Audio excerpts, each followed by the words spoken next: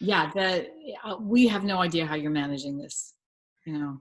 And it happens so fast that I honestly believe that no one really understands what local governments and even state and federal government officials are going through, because this thing evolves and changes and pivots so quickly that decisions need to be made, and the logistics of every decisions and the reactions of every action is just compounding on top of each other with problems, and certainly a challenge, for those of us who, are trying to keep our heads above it all and try to do the best for, folks out there. So, Yeah. So You saw our questions. Is there anything that you would like to talk about specifically that we should include in there? I mean, we're going to just open it up to you in general anyway, but um, well, I guess you know, I'd like to talk a little bit about,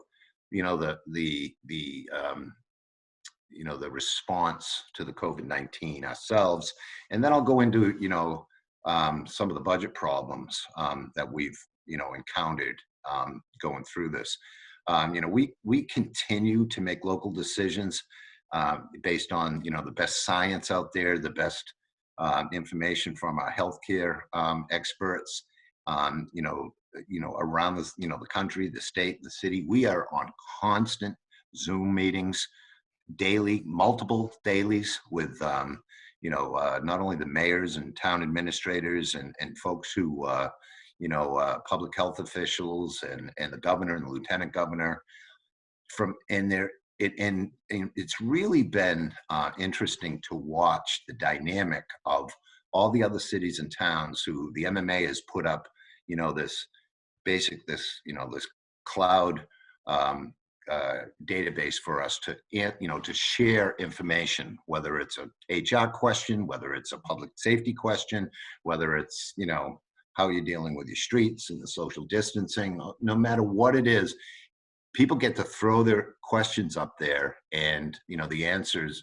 everybody gets to weigh in on how they're dealing with it, sharing information. It's really been encouraging to watch how people at the other communities in the Commonwealth are working together to help each other out. And I will say that Gloucester has been at the forefront at a lot of these discussions. It's we have a great team. We've always said that, but it's really shining through now. You see it in all aspects, from IT early on when James Pope started, not only setting up Zoom meetings for everybody so the business of the city could continue, but at the same time giving laptops to people who are going to work from home, so that they had the ability to do that and keep the city's business moving. Um, to the fire and stepping up with our EMS coordinators and putting 2 more ambulances, our 3rd and 4th ambulances up, especially during this time of the surge when the capacity at the healthcare centers is critical. We've had the ability to put a 3rd and 4th ambulance up and staff them with our first responders. It's been incredibly encouraging to us to be able to keep up with what's going on. I mean, because as we know, the key to success going forward here and getting back to some sort of new normal is really testing and making sure that people get tested and that our businesses are safe to be at, and whether it's a larger factory like Applied Materials and Gordon's, or and all those medium businesses in between. Everybody has a concern about making sure that they can keep their employees safe, and as these essential services move forward, plan to ramp it up. A lot of businesses are down early on. We've heard a lot of our efforts early on went to answering questions from local businesses. I'm a local businessman, as you know, and how do we operate safely? How do we operate keeping both our staffs and the customers safe? And that those protocols, putting them in place and dealing with each individual circumstance was was, quite a challenge. Our community development department not only has reached out to those businesses to make sure that they have all the information they need about keeping their employees safe, but also help them with the SBA loans and some of the other information that is available and to them to be able to operate going forward. This is a very difficult time for local businesses. No matter who you are, everybody is being affected, but this is a unprecedented event that really is changing, as I said, all the time. And we try to get the best information, and our team has been spectacular, right from the the Board of Health, led by Karen Carroll. I know you've talked to Karen before. She's fantastic. In this incident command, which, when we have an emergency situation, is usually headed up by fire department, police, public safety, or even, DPW in weather emergencies. But in this case, in the health crisis, it's being headed up by the Board of Health. And, it gives, they have a different perspective when it comes to their mission, which number one is to keep this community safe. And they're doing a fabulous job, and we couldn't thank them enough. I mean, those of us who are doing 16 and 18-hour days every day trying to keep this together, the Board of Health is at the point of that. And Karen and her team, and the nurses and the school nurses, and all the logistical problems that come with tracing, contact tracing, and testing, and keeping our first responders safe, and our vulnerable population safe. It goes even further than that, though. I mean, I will tell you that the Gloucester team, the Gloucester employees, but the Gloucester family as well, from Open Door to the Action Shelter to senior services. I mean, it's been an incredible effort.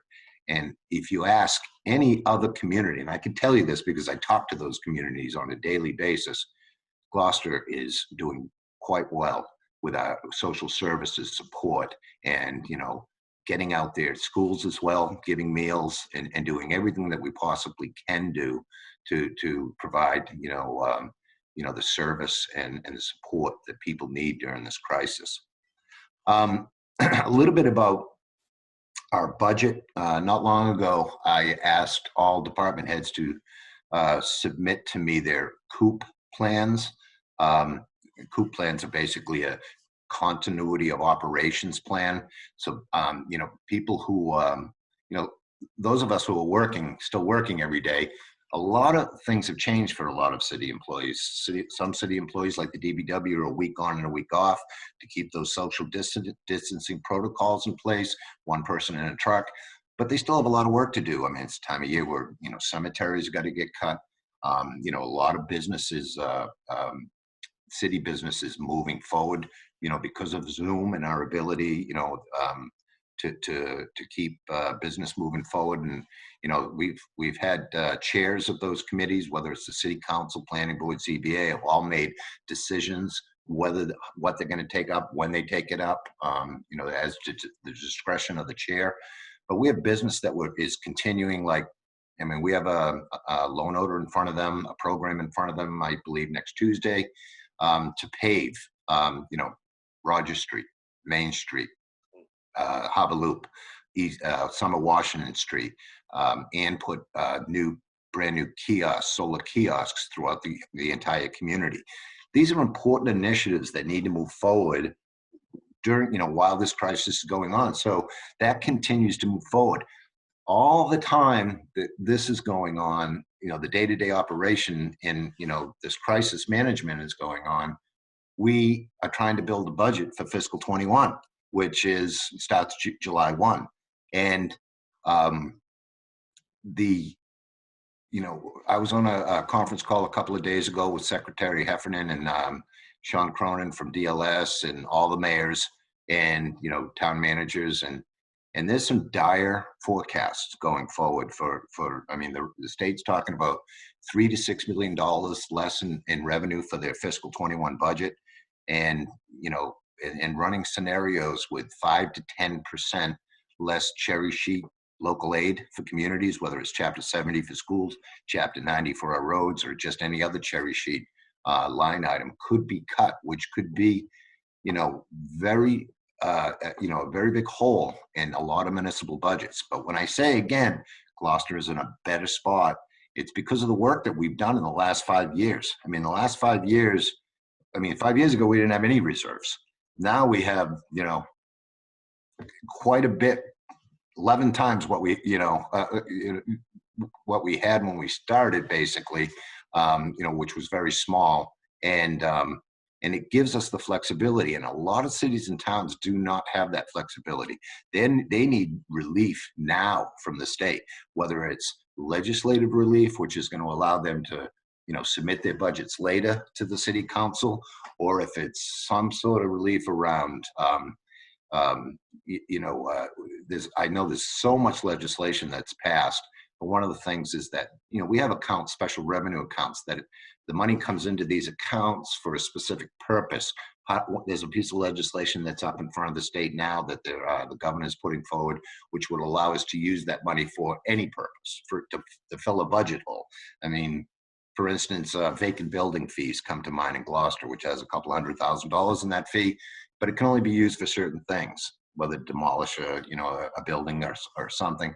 So it may open that option up for us. A lot of cities and towns are begging the state government to do something to make it more palatable for them to get a budget. Some, without the state numbers coming in, don't even have it can't even pass a budget. And the state has said that a 1/12 budget is could be a very responsible move.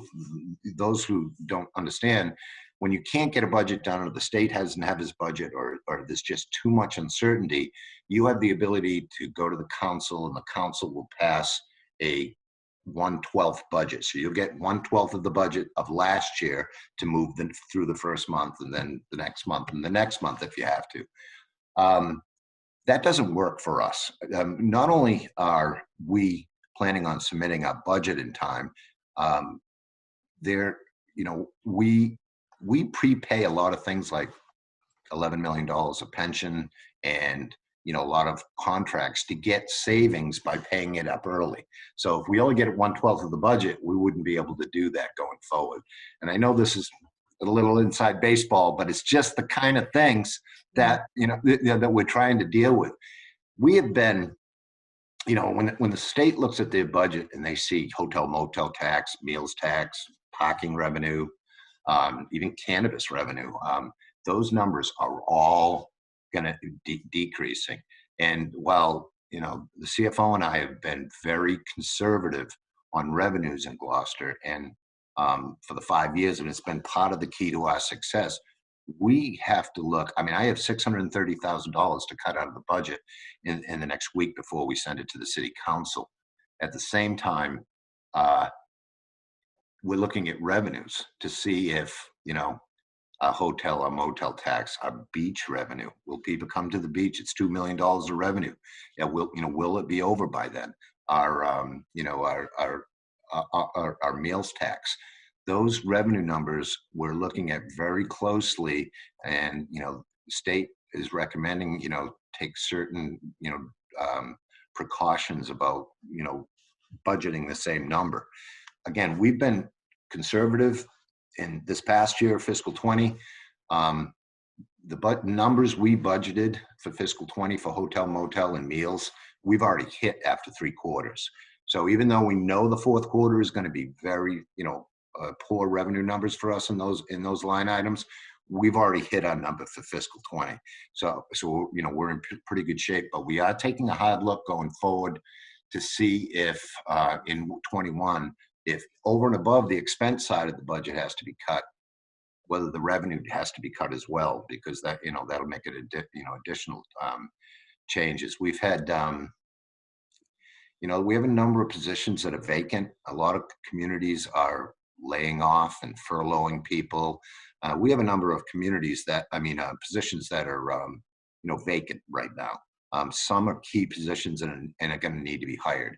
The HR director, the Elders Affairs Director down at Rose Baker Senior Center, the Superintendent of Schools is another position that's going to be funded. Not to mention the CAO position needs to be funded.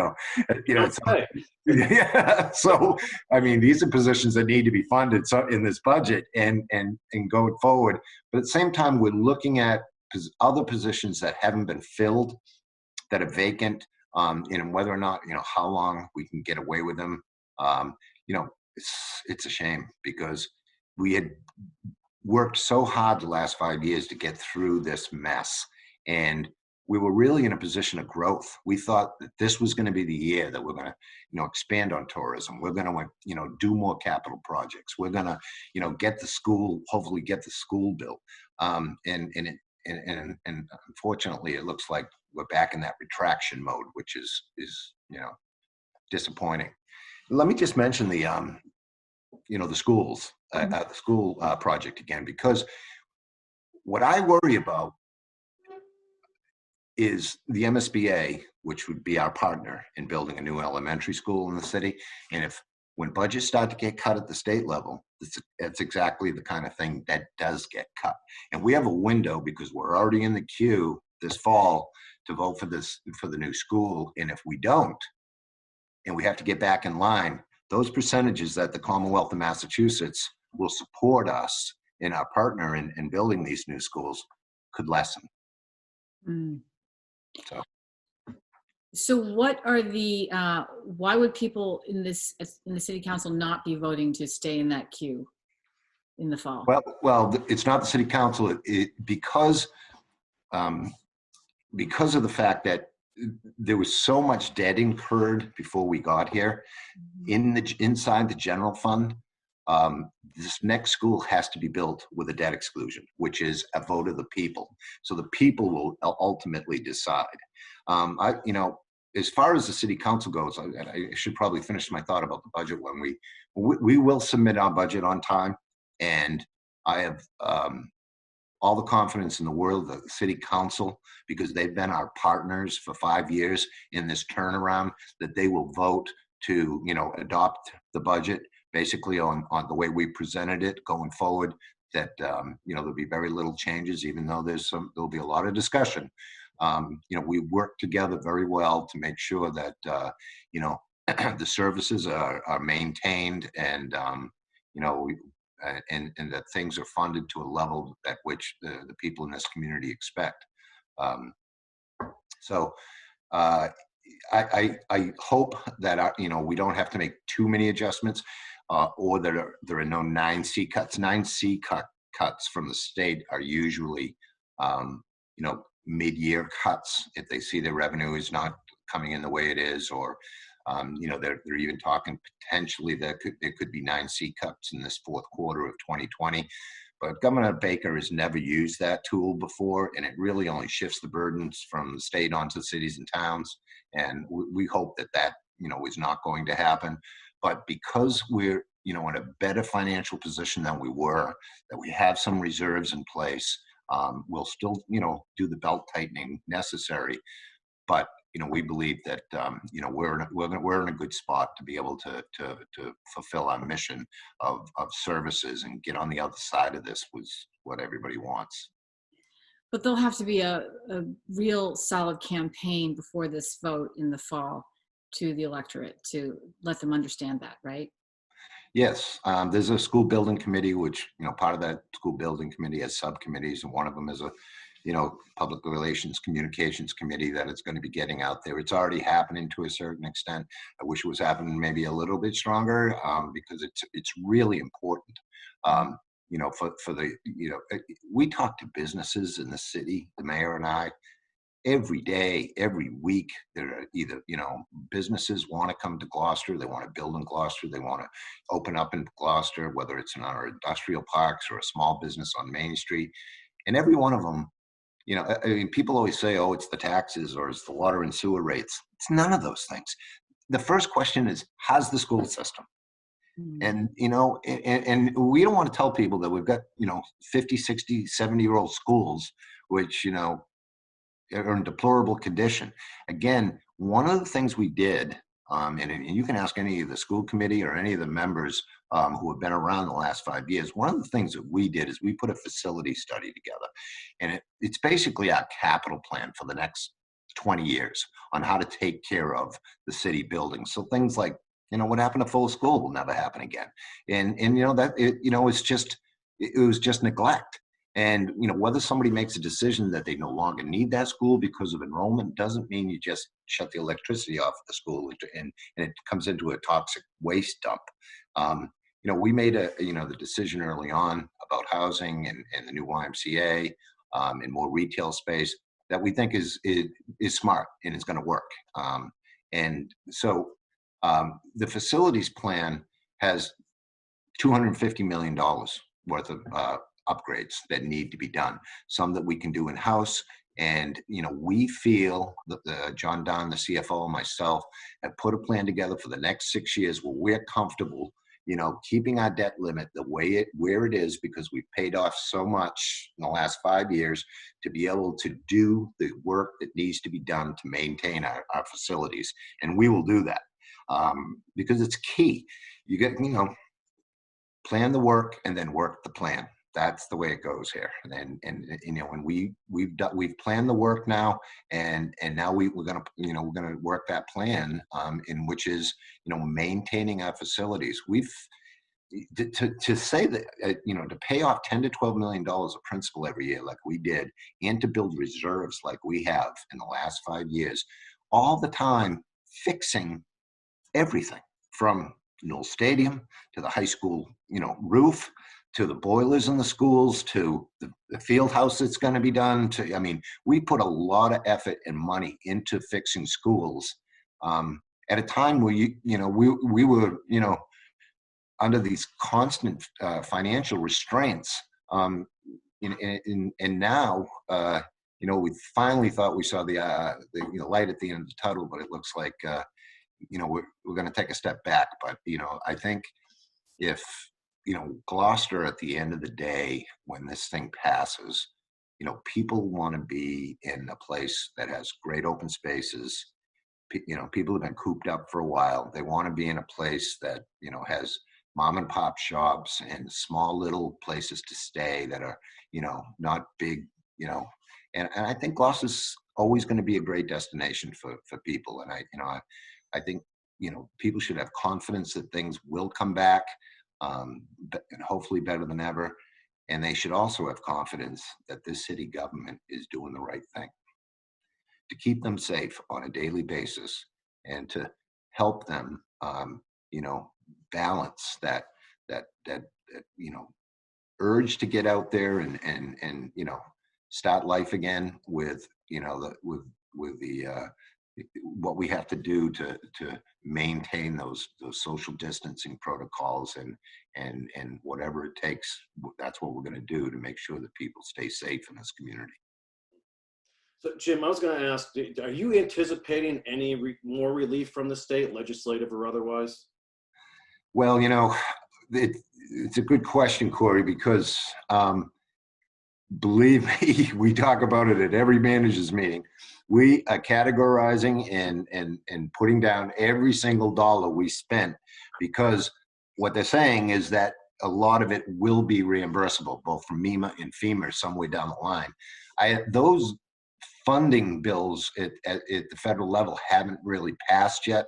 I know there've been a lot of small business loans, and there's been some unemployment stuff that's happening, but I don't believe the funding for cities and states has happened yet. Although we continue to hear that all COVID expenses will at some point will be reimbursable. So every department is given instruction about capturing those costs and quantifying those costs on what they're spending, so that and believe me, we're spending a lot.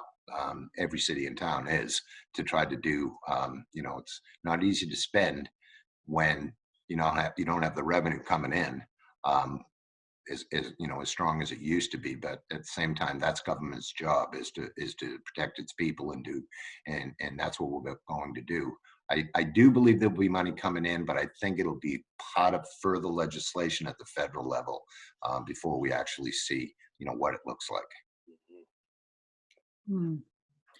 Well, thank you so much, Jim, for having this conversation with us. I think it's really, it's good for everyone to hear how solid you feel the city of Gloucester has become in the past 5 years, and that it's in good standing to take on this crisis, and just hear about all the work you're doing. Thank you. Well, I appreciate it. Thank you. Yeah. So keep in touch, okay? Keep us up. Anytime. It's we're all busy, and these things. My phone's lighting up like you wouldn't believe. It's just every day. There's just another issue, another important topic, and trying to get up to speed on the science and the health, implications of this terrible epidemic is a challenge for some of us to be able to, because there's just so much unknown. I mean, you will talk to the best scientists in the world, and we've spoken to them, and they'll say to us, we just really don't know yet, And if you don't know, how do you expect us to make local decisions, when you're telling us you just don't really know yet? That's a little bit troubling. Also, we've had, so many meetings, so many Zoom meetings. One of the MMA meetings had people from Washington State, because Washington State was about a couple of weeks ahead of us in this thing, and what they went through and the challenges that they faced.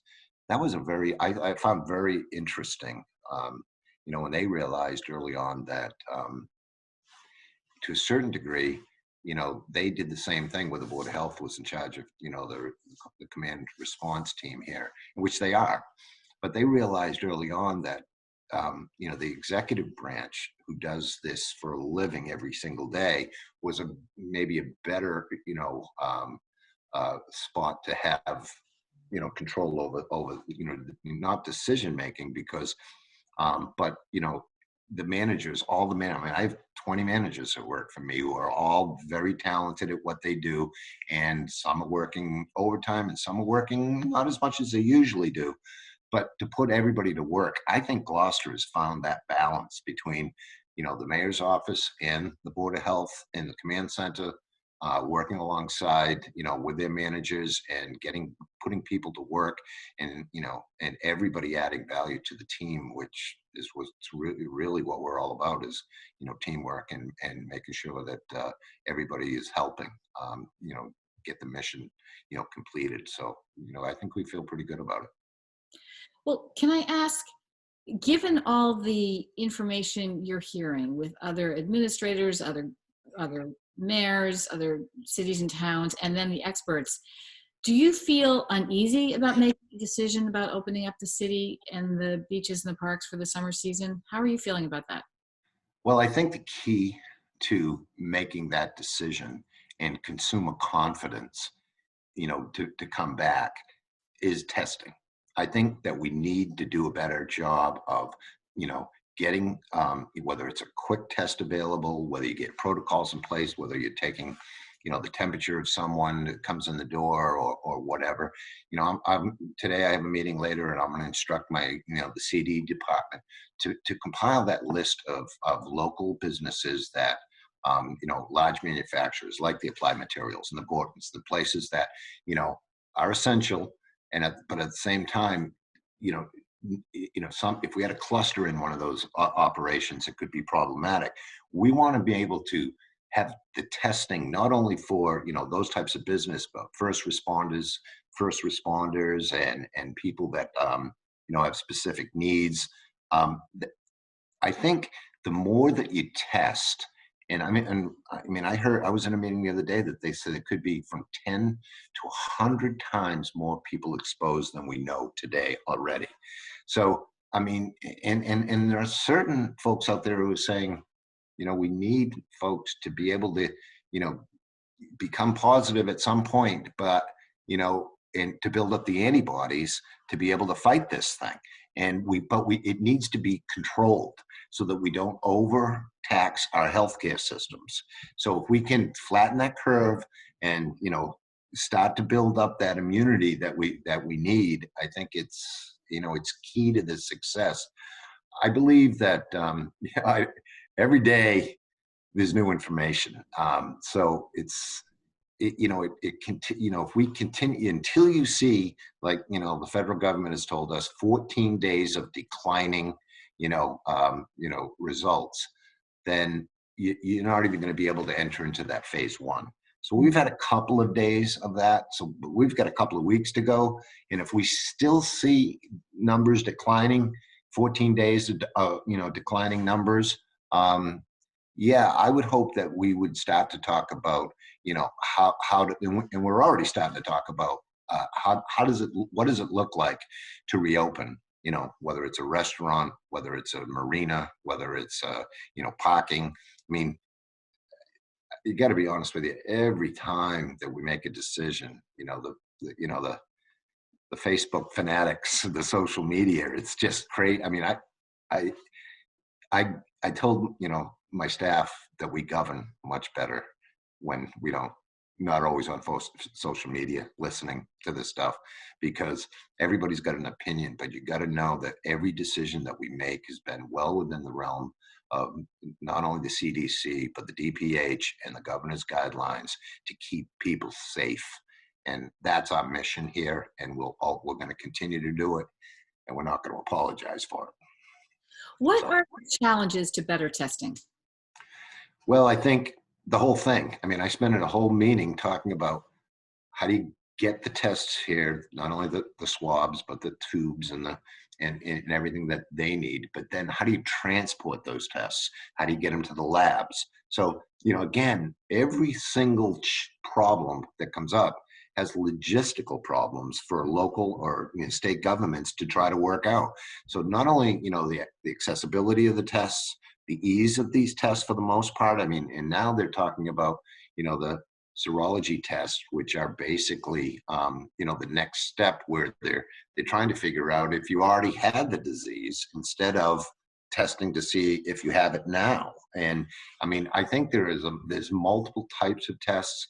I think, how they work, how easy they work, and how much we can, do safely and produce and get the labs, to get through the system, and to give us, results. That's the challenge here. I believe that in the coming weeks, you'll see these types of tests available, but I think we have to make sure, logistically, how do we get them here? Do we have enough of all the equipment we need to do that? And then how do we transport that to the labs so that they can give us in a timely fashion the type of information we need to make decisions? Not easy. No. Can I just ask one more question? If would one be purchasing these tests from a private lab, from the federal government? Where would the tests be coming from? Well, like PPEs that we dealt with early on, trying to make sure that we had enough masks and gowns and gloves for our first responders, there will be, a lot of different avenues by which you could probably get these tests. The city will go out in the private sector. There'll be a stockpile from the federal government. The states will be issuing those as well. And I imagine some companies might go out and buy them themselves to be able to test their own employees. And that should be an option as well, I think, to make sure that this is accessible to people. Because we could talk about opening this up, and we can talk about, getting back to normal as much as but I honestly believe until people are confident, to have that consumer confidence to go out again and live that life, I think people are going to need to have some sort of a test to say to them, yeah, okay, I've had it. I've recovered from it. I'm building antibodies. I feel more comfortable, and I'm ready to live my life. There'll always be a little, the anxiety and the stress that this whole thing has brought on in people's lives. Right. it's real, and people could feel it on a daily basis, and it builds and builds and builds. And, that you work yourself up into a frenzy. You need to find a way to, get that relief. And I think testing is the way that you do that. Absolutely. Yeah. Well, Jim, hang in there. We truly appreciate what you're doing. And for those of you who just didn't understand the role of local government, or appreciate the role of local government at a time of crisis like this, we certainly hope they do now. So hopefully we can catch up with you in a few weeks, and we have a little bit of a different story to tell. Well, I hope that helped. So, yeah. Okay, take care. Thanks a lot.